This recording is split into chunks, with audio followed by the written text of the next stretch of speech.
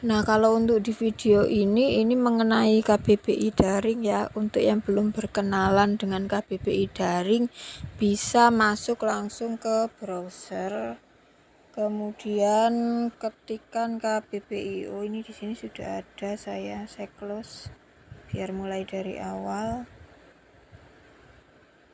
Ketikkan KBBI, nah itu nanti muncul KBBI daring atau ini seperti ini ya, diklik.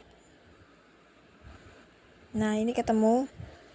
Teman-teman sebenarnya bisa bikin akun di KBBI daring untuk mempermudah, tapi kalau saya, karena saya tidak punya akun, jadi saya masuknya lewat browser gitu. Biasanya kalau yang udah punya akun akan lebih mudah sih masuknya ya, lebih enak juga tampilannya pastinya.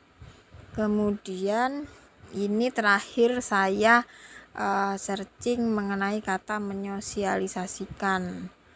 Nah, ini ternyata ada keterangannya, menyosialisasikan itu baku, kemudian bentuk tidak bakunya adalah mensosialisasikan.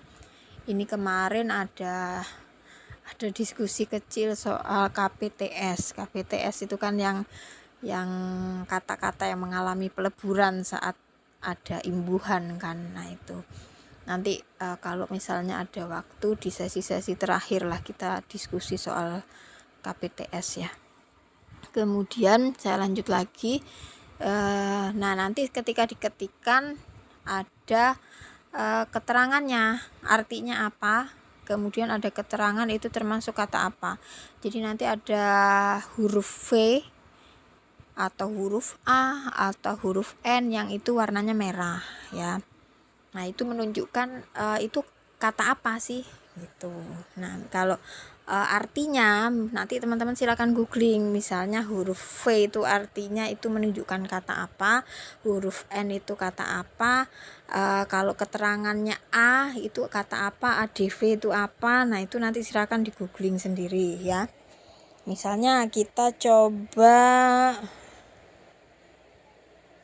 nah oh ya, kemarin mensosialisasikan, kalau saya ketik mensosialisasikan, nah dia nggak ada keterangan ini, nggak ada keterangan, dia tidak baku, jadi langsung di bawahnya ada menyosialisasikan gitu.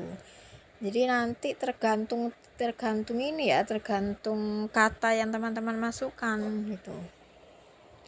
Kemudian kita coba misalnya hebat.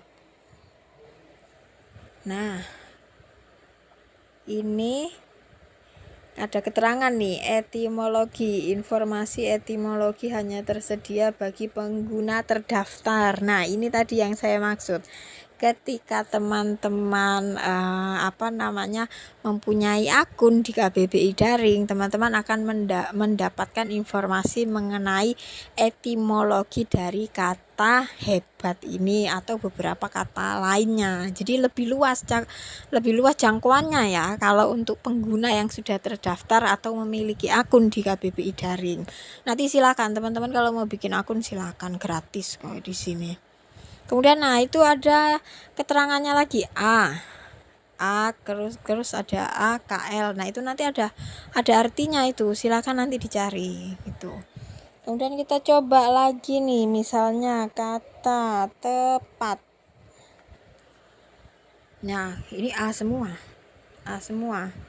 artinya bisa betul atau lurus, kemudian kena benar, kemudian tidak ada selisih sedikit pun. Nah, macam-macam ya artinya. Tinggal kita nanti pakainya di kalimat apa ini yang cocok.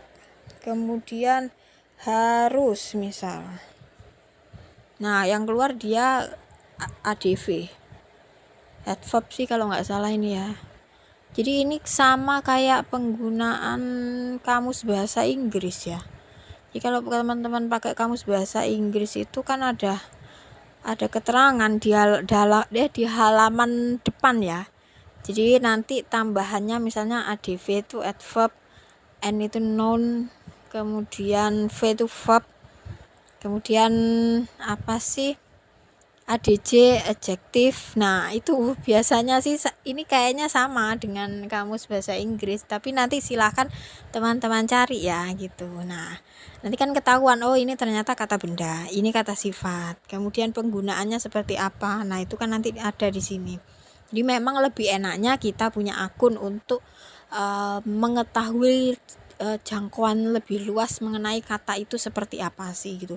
Karena tiap tahun itu beberapa kata itu dimasukkan menjadi di KBBI.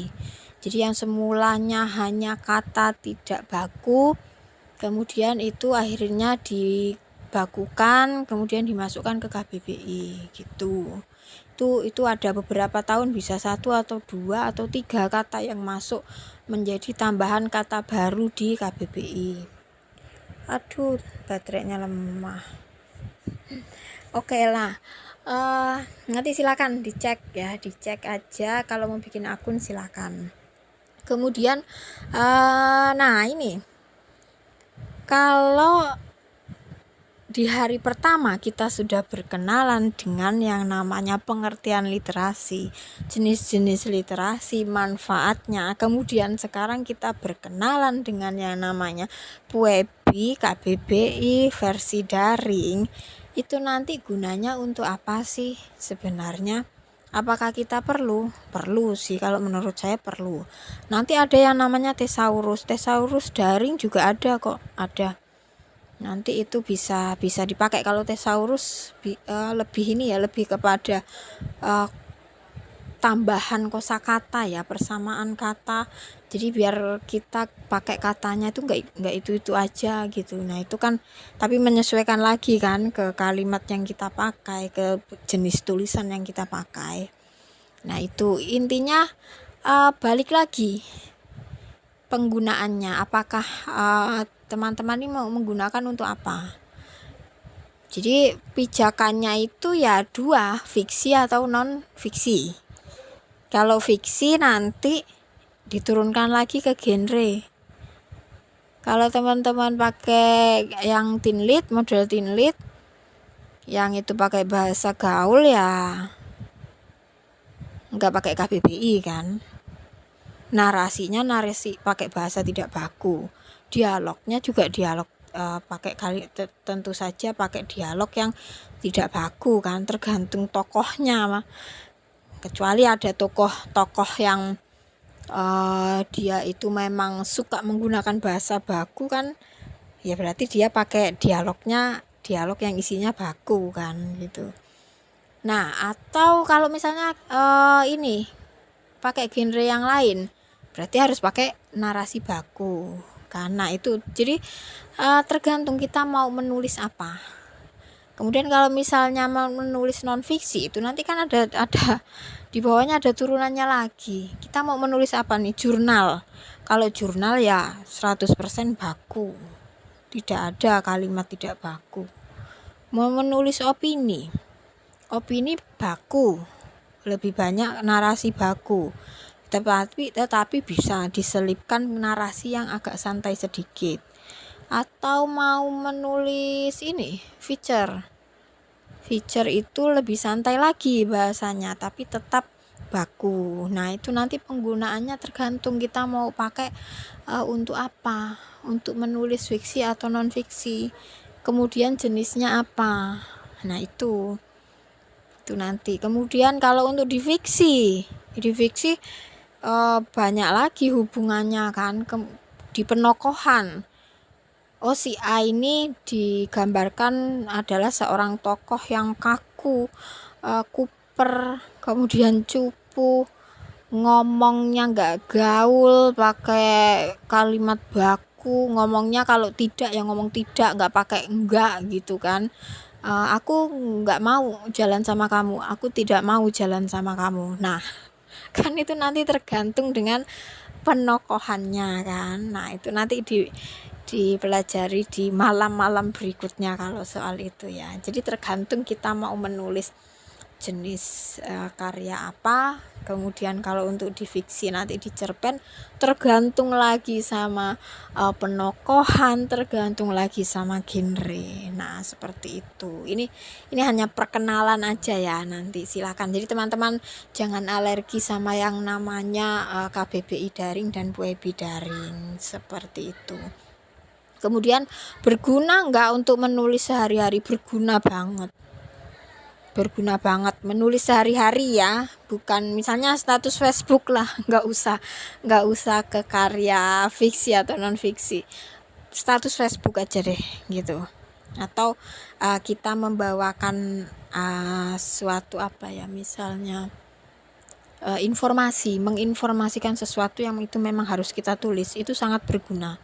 Ketika teman-teman tidak tahu meletakkan tanda baca, informasi yang kita maksud itu tidak akan sampai ke pembaca. Itu gunanya. Terus kemudian pakai bahasa yang enak lah gitu. Kalau ketika perbendaharaan kita banyak nih, kita akan enak menggunakan bahasa luwes, kemudian tetap santun.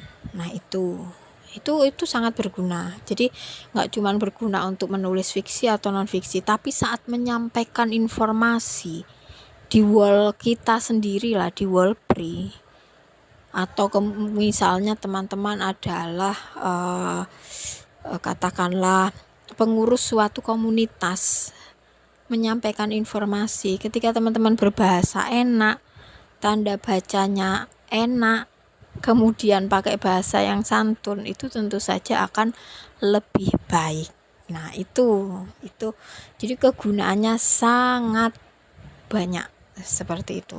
Jadi silakan nanti diutik-utik sendiri KBBI daringnya. Kalau mau bikin akun silakan bikin akun, kalau mau buka PUEBI juga silakan, Thesaurus juga silakan, semuanya sudah disediakan, tinggal bagaimana kita mempergunakan itu dengan baik. Itu saja, cukup kalau untuk perkenalan PUEBI dan KBBI kali ini ya. Nanti silakan diutik-utik sendiri.